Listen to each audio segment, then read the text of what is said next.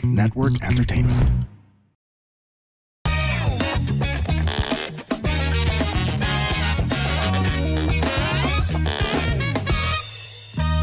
Warning! This program is created with adult consent and the content is for entertainment purposes only. Huwag nyo namang seryosohin masyado. Pero kung ayaw nyo ang ilan sa mga topics, okay lang. Please feel free to skip the episode. Baka sabihin nyo, pinilit ko kayo eh. Joke lang. Salamat! Hello at welcome sa another episode ng Punchline with Alex Calleja. Tuloy-tuloy lang pag-i-interview natin ng ating mga girls from Viva Max. At syempre, pag may girls sa Viva Max, wala po si Israel Benobra. Hindi ko pa rin alam kung bakit. Pero mga kapanchis, andito ngayon si Alex Calleja at makikilala natin na isa sa mga ako bago ko pa lang siya may interview at ako pag ako nag-interview wala akong mga background kung wala, first time namin mag-uusap ngayon. Pero sa mga nakikinig dyan, malamang nasa kakauwi lang namin galing sa Australia and New Zealand. Maraming salamat sa mga nanood ng stand-up comedy shows namin dyan. And maraming salamat din sa mga nanood ng birthday show. Maraming salamat sa lahat ng mga suporta sa akin. Sana po check nyo lang po ang alexcalleja.com at andacomedygroup.com for more details sa aking mga shows. Ipakilala natin ang napakaganda, lalo na yung lips na lips pa lang, Astrid Lee. Hi guys! Hello po! Yan, Astrid, paano mukha kang bata? May 20 ka na ba? Wala pa? Kaka 21 lang po. Ayan, okay. Astrid, usually pag ini-interview ko, may pelikula sa BMX eh. Dating Viva Max, BMX. Anong title ng pelikula mo? Tapos hulaan ko. Anong title? Sipsipan. Ano? 4 na movie ko eh. Sipsipan, Triangulo, Pagdaong, tapos Madulas. O sige, una kay Madulas. Anong pag Madulas, Madulas, ano yan? Actually, shoot namin yun this Tuesday. Yun Madulas? Opo. Hindi mo pa alam yung kwento. Alam na po, binigay ko na po yung script. O siguro, dahil sa Madulas yan, nagtitinda ng isda. Tindera ng isda? Hindi po. Okay, mali. Mali. Ba't madulas? Secret pa po, hindi pa kasi siya nilalabas. Sige, ito. Yung pagdaong. Ayun po, Pagdaong. Nagtatrabaho sa... Tapos na yan. Tapos na. Ang setup ay sa pier. Barko. Bangka. Yes, tama. 1-1 ha, 1-1. Ano naman role mo doon? Isa po akong masayahin doon na nagbibigay happiness sa mga tao, ganyan. And isa po akong lesbian, yan. Lesbian. Hindi ka naman lesbian sa totoong buhay? Hindi naman po. May boyfriend? Wala po. Nagka-boyfriend? Hindi po kasi nagjo-jowa, hindi po ako nagbo-boyfriend eh. Bakit? Wala, parang lang po, like, walang commitment, ganon. Gusto mo walang commitment muna? Kasi parang fun lang po, ganyan, yun. Walang label? Parang ganon, yun. Kasi siya, para hindi po ako pagbawalan ng kung ano. Situationship. Di ba yung mga tawag dyan? Situationship. Mga ganyan, Ayos. po. Anong age bracket mo? Pasok ba ako doon? Age doesn't matter po. Nice answer. Ito naman, yung ano sa isa? Sipsipan. Anong bago mo ngayon? Yung Pagdaong po tsaka Madulas po. Yung Madulas. Isa pa, 4 pelikula mo yung isa. At Triangulo po. Triangulo. Nagtatrabaho sa Bukawi, paputok. Ay, hindi po. Hindi. Di ba paputok ang Triangulo? Po yun. Triangle. So, ano to? Other man, ano? 2 babae, 1 lalaki. Pero hindi po ako yung lead doon. May threesome. Opo, may threesome po. Kasama ka? Ay, hindi po ako kasama. Iba po yung ko doon role ko po doon. Sa office po. Sipsipan. Sipan. Tindahan ng kohol. Hindi po. Sinisip-sip eh. Anong kwento nun? Pinalabas na yun, hindi pa? Pinalabas na po. Anong kwento? Sa truck po, yung parang nagsisip-sip ng Gas! gasolina, Ay, gano'n. oo, tama. Nagsisip-sip ng gas, tama. Oo, ang galing. Ang galing nun, ha? Ayos. Ano naman role mo doon? Ako po yung mga taga-bugaw ng mga babae sa bar, sa club, gano'n. Parang Oo. mama sa yun. Ikaw, oo. Saga, paano ka na-discover? O, Astrid? Sa BMX po. Oo. Ano po, nung una nagka-car show po ako, gano'n. Car Tapos? show pa yun, ta's gagawa ng mga video-video sa Facebook, Mm-mm. ganyan. Ta's message po ako ng manager ko, si Mami Jo, yun.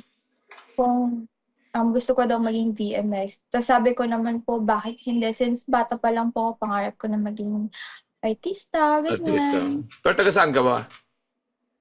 Ang province ko po is Pangasinan. Pangasinan. So, base po ako dun. Oo. Doon ka pinanganak. Tapos, nung na-discover ka sa car show, base ka talaga sa Pangasinan. Umuwi ka. Po. Yes po. Mm. Tapos, Mm. kung halimbawa, i-describe mo yung sarili mo o Astrid, sino si Astrid? Si Astrid, tahimik, mahigpit. Like, parang, hindi po kasi ako parang yung sobrang extrovert, ganon. Yun po, tahimik lang po talaga ako kahit sa like personal na buhay, ganon. Ewan ko nga po bakit nag-Viva Max. Oo, Hindi ko, di ba? Ba't BMX? At paano ka? May mga sexy role ka doon. Nagpakita ka ng ano. Siyempre, di ba? opo. Sa akin naman po, okay na naman po kasi ano naman po yun, for the out naman po yun. So, okay Oo. lang. Nagpapakita ka ng boobs sa pelikula mo, sa apat. Sa apat na pelikula mo. Meron po, syempre. Mm. Meron po. Sa tingin mo, halimbawa, physical, anong best asset mo? Physical, siguro yung lips ko na lang kasi sabi nila yung lips daw kasi ano naman to natural naman to Talagang Mm. makapal talaga siya ganon. O, Ganon. sa iba, nagbabayad pa para kumapal yung labi, no?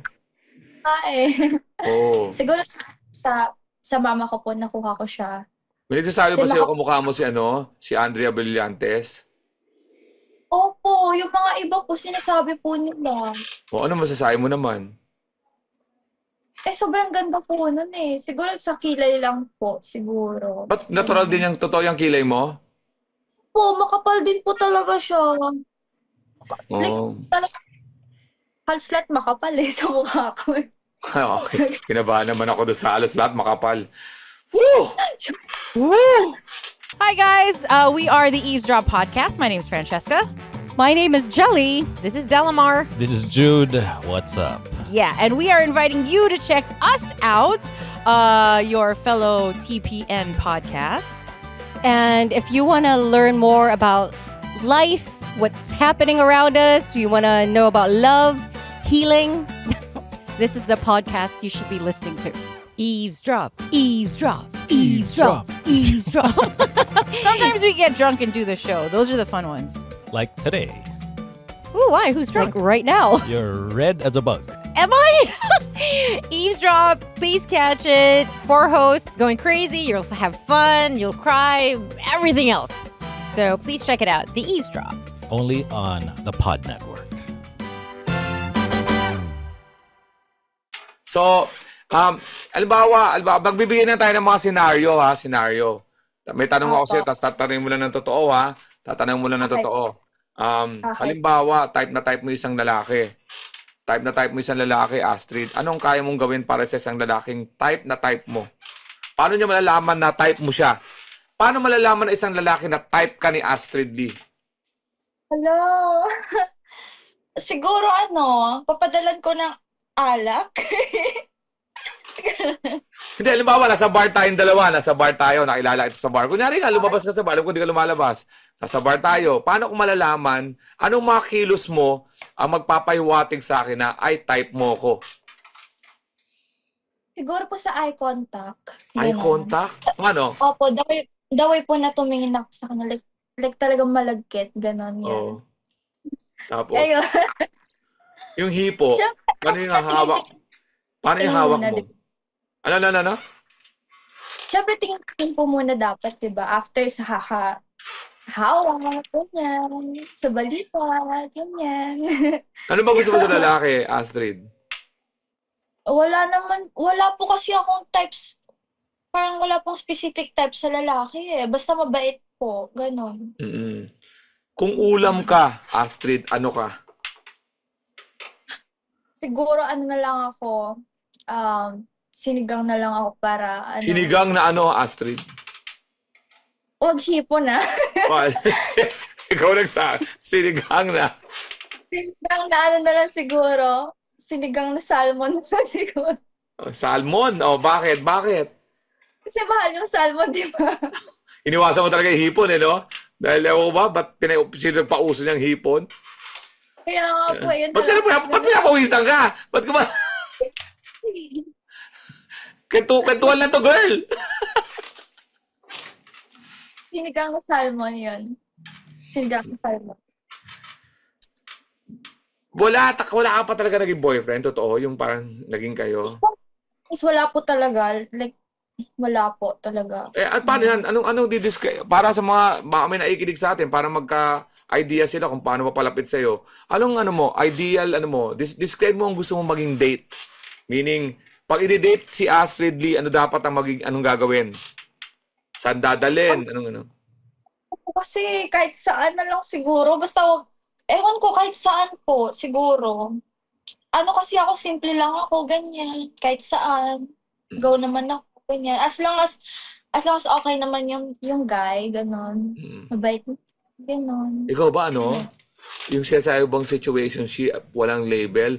So, nag-date ka ng mga multiple guy, ganon? Po, syempre. Paano rule mo sa dating? Syempre, hindi naman po porket dating, di ba, dapat marami. Syempre, isang guy lang, ganun. Pero, as of now po, wala po. Siguro, nagka-situationship lang po ako. Parang isang beses lang. Parang 1 year ago, ganun. Tapos, ganun. Kasi ayoko po ng commitment eh. Kasi, syempre, pagbabawalan ka, ganyan. Ganyan.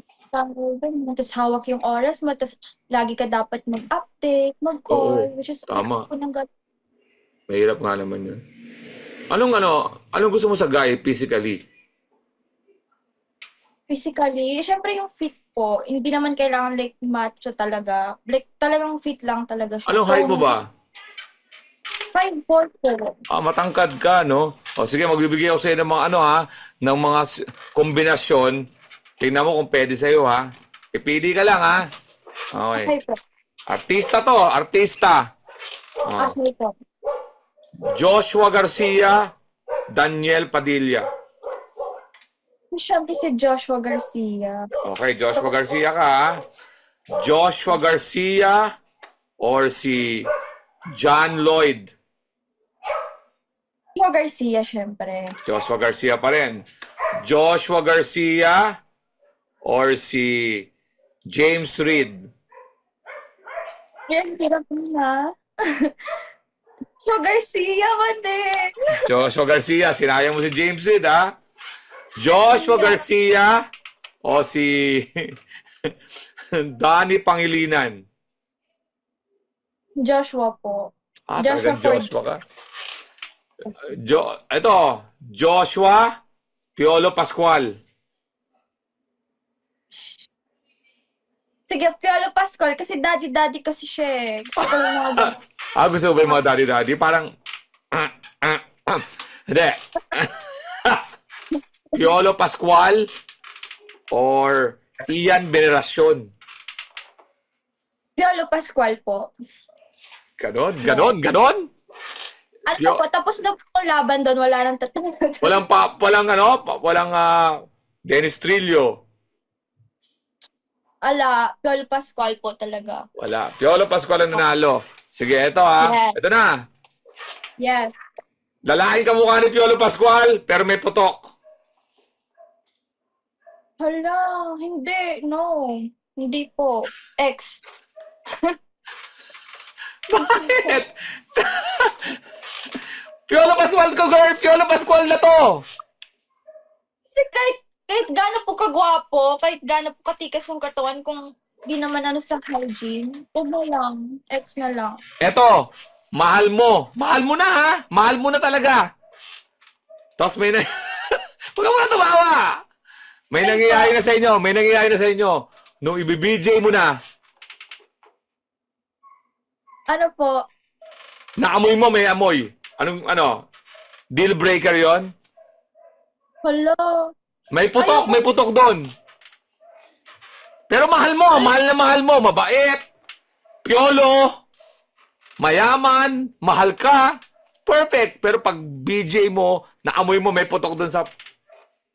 Hala, ayoko pa hiwalayan ko po. Walain mo pa rin. Sige, ito. Piolo, mayaman, mabait, ginagalang ka. Pag BJ mo, maliit ang ethics. Okay lang yun. Okay na yun. Meron namang As in- ano. Ano? Okay na yun, kahit maliit. Sa putok ka hindi pa pwede? Sa putok? O, meron namang laruan. Kaya naman, kahit ako na lang. Okay na lang. Sige. Di ba uma-acting ka lang sa ano sa BMX naman? Di ba yung mga sex mo daw? Di ba mga sex mo daw? Ano favorite position mo sa sex? Favorite position sa ano po? Like sa, Siyempre, sa- pag ina-assume namin, pag nasa BMX ka, di ba, may mga sexy doon, hindi ka na virgin. Sasabihin mo ba, virgin ka? Lapag, ano? Grabe naman yan! Siyempre, para maka-acting ka doon, siyempre, ano nga, di ba? Anong favorite position mo in real life at in movies? Pareho, ano ba? Pareho ba? Sa ano po, sa... Wait, shit. Hirap naman yan. Siyempre. Final na tanong ko na yan, para hindi ka mahirapan. Siguro po sa ano po, sa movies po, yung doggy, kasi parang mas okay po yun sa camera. Ganon. Tsaka may angle yung katawan ko doon. Ganon. Yan. Paano Okay. angle? Paano angle? Pati yung angle, may kama ka naman sa likod, paano yung angle? Para may idea yung manonood. Manonood sila sa'yo, di ba? Magpromote ka, bigyan mo ng sampler. Ayoko sample. Nakaano lang kasi ako eh. Sobrang revealing po ng damit Wow, ko. sabi- Ano po, Sa ano lang BMX. po ako. Parang gaganon ko. Ako, gaganon ako. Parang, Yung mga ganyan po, syempre, like talagang tuwad na tuwad po, ganon. Yan. sa real life. Sa real life, Anong Ano trip, po anong, kasi- anong favorite mo? wala na. Ano po, wala pa po kasi ang masyadong karanasan sa personal na buhay eh. So, sa maikling karanasan mo din, ano yung favorite mo? Alam mo, kalusot ka. Sa maikling karanasan mo, ano yung favorite mo? Ayun ang last question. Boring po kasi ako eh, kaya missionary na lang.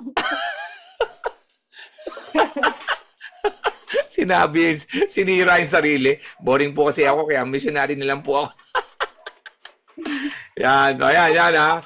Okay, ano na, pag-promote na natin ang na-boring na si Astrid daw. Boring daw siya. Hindi. O, paano? Violo Pascual, pero guwapo, mayaman, pero boring sa kama. Nakatihaya lang. Tapos ako yung gagalaw. Oo. Ano, walang mangyayari sa inyo dahil boring siya, boring ka rin. Ano, nga?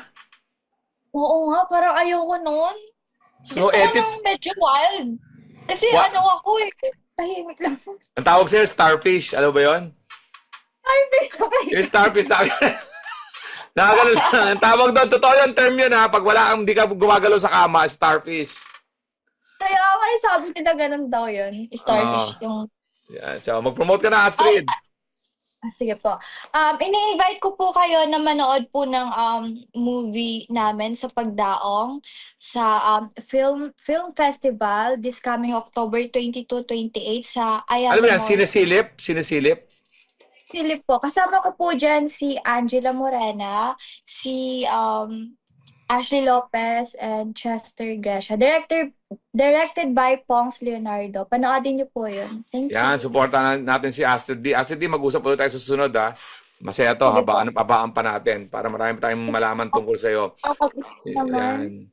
Yan po, sa lahat po ng mga information about my shows, alexcalia.com at antacomedygroup.com. Stand-up comedy po, may mga bar shows kami at maraming salamat ulit sa New Zealand and Australia for treating us well, and maraming salamat po sa nanood ng aking birthday show.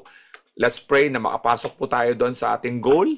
Malalaman niyo po yan. Maraming po salamat. Dito po sa Punchline with Alex Calleja and Israel Benaobra, mga kapunchies, when they spread the love, ulit natin. Dito po sa Punchline with Alex Calleja, Israel Benaobra, mga kapunchies, when they cross the line, give them the punchline, spread the laughter, not the virus. Happy to serve.